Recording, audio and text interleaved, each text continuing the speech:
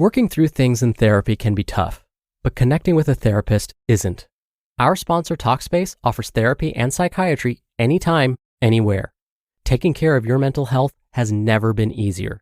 Plus, you can get help with or without insurance. Most insured members only pay a $25 copay or less.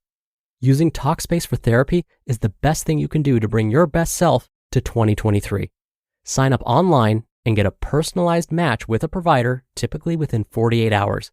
You can text, video, or send voice messages to your licensed therapist, so it's incredibly convenient to have virtual sessions from the comfort of your home. As a listener of this podcast, you'll get $100 off your first month with Talkspace when you go to Talkspace.com and use code OPTIMAL. To match with a licensed therapist today, go to Talkspace.com and use the code OPTIMAL to get $100 off of your first month and show your support for the show. That's Optimal and Talkspace.com. This is Optimal Health Daily, episode 1993, Building Positive Body Image and Self-Esteem, Lessons from Motherhood by Crystal Kargas of crystalkargas.com, and I'm Dr. Neil. Welcome back to Optimal Health Daily, or welcome for the first time if you're new here. This is the podcast where I act as your very own personal narrator and read to you from some of the most popular health and fitness blogs online, and always with a bit of my commentary at the end. Now, I know the title of this post sounds like it's only for parents, or specifically those that identify as a mom. But you know me better than that by now, right? I read articles that almost anyone can relate to, and this one is no different. So even if you don't identify as a mom or even a caregiver, I promise you'll still enjoy this episode. So with that, let's get right to it and start optimizing your life. Building Positive Body Image and Self-Esteem, Lessons from Motherhood by Crystal Kargas of crystalkargas.com. Kids are our greatest teachers. Their untainted outlooks on life bring us back to a simpler way of living, and most days, we need to be reminded of the basics. They help us remember that love is not based on a pant size, that softness is not weakness, and that aging is a privilege. Our kids can teach us a thing or two about body image and self-esteem. Most kids are free to be themselves.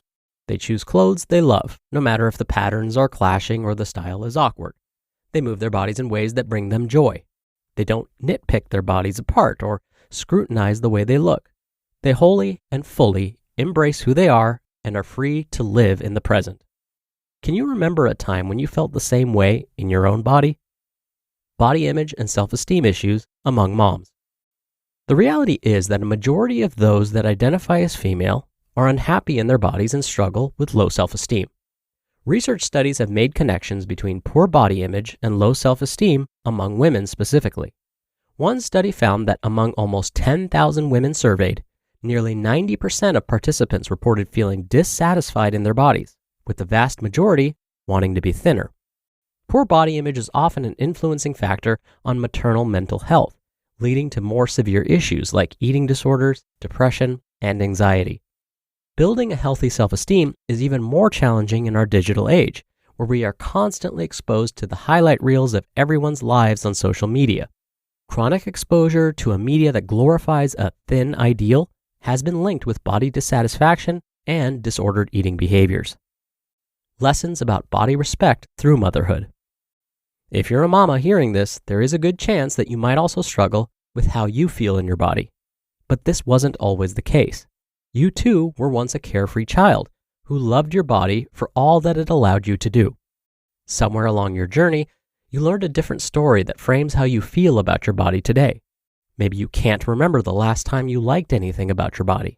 Maybe you regularly feel disgust, guilt, or shame in your own skin. Wherever you might be, you are not alone. I understand because I used to be there too. I struggled with poor body image and low self-esteem for a long time alongside my eating disorder. One of my greatest motivators for healing has been my children. My 5 kiddos have also taught me invaluable lessons about what it means to care for and respect my body, even through the changes that have come with pregnancy and postpartum. Slowly, I learned to respect my body that has been a vessel for growing my babies. I learned that I can still treat my body kindly, even if I'm not feeling positively or likable toward my body.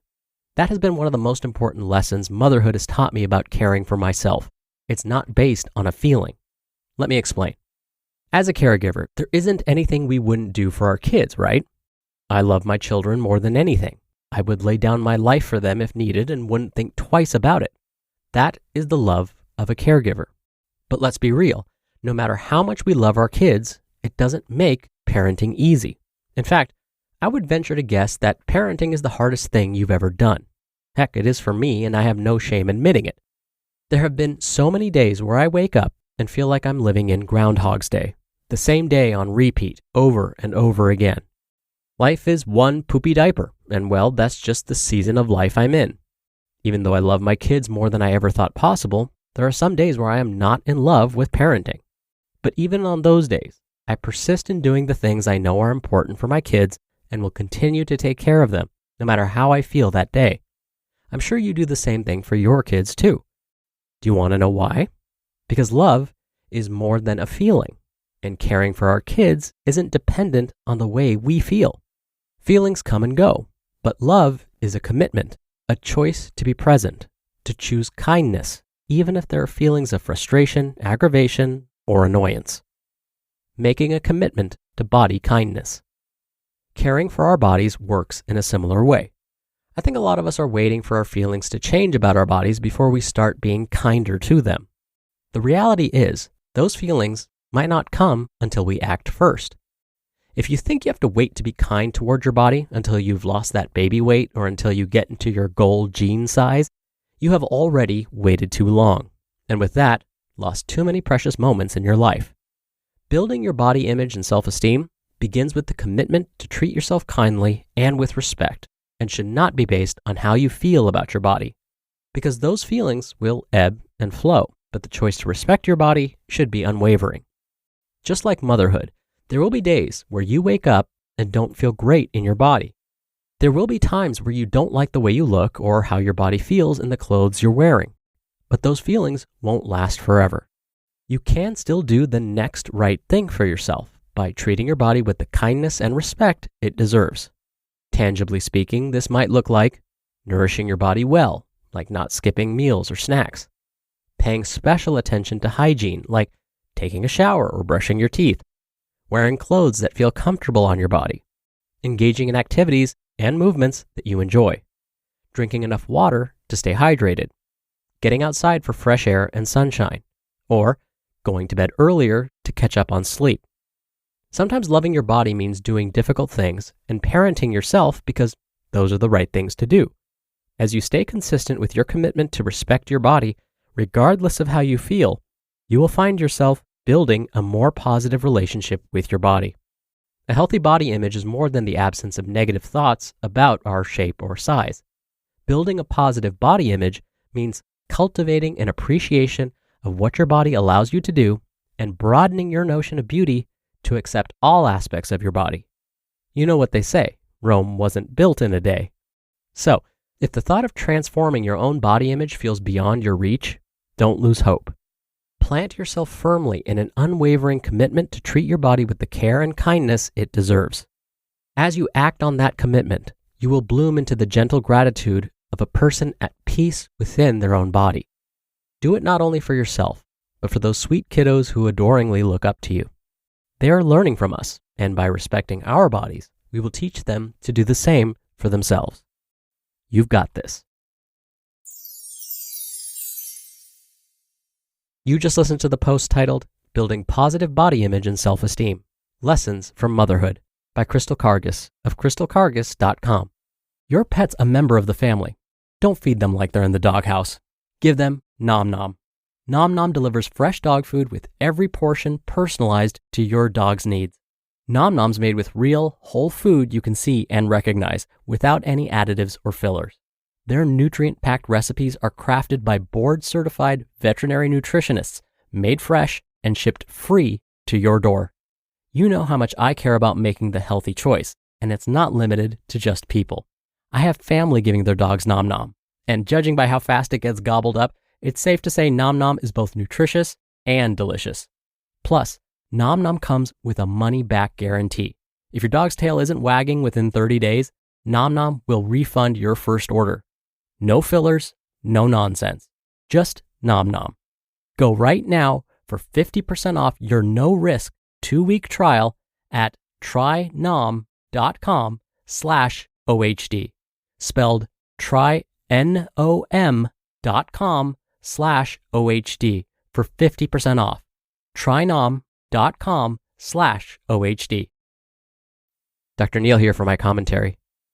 See, I told you everyone could relate to this.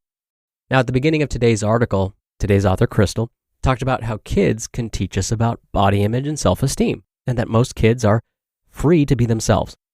I know that Crystal was discussing this as a way for us to remember what it was like to be carefree like that. But it also made me remember why I have a fear of children. Well, it's not a real fear. It's just that at times, my self-esteem can't handle their thoughts on body image. For example, when a child asks me why my nose is so big, or why my arms and legs are so hairy, or why I'm so short, it's hard not to take it personally. I mean, kids just tell it like it is, right? So at times, I do dread those kinds of comments and find that I take it more personally when I'm already having kind of an off day. But at the same time, it is a great lesson for me to not take myself so seriously and to remember truly what it's like to be a carefree kid again. All right, that's it for today. I hope you have a great rest of your Tuesday if you're listening in real time. Thank you so much for listening. Thank you for sharing this show with someone. And I'll be back here tomorrow as usual, where your optimal life awaits.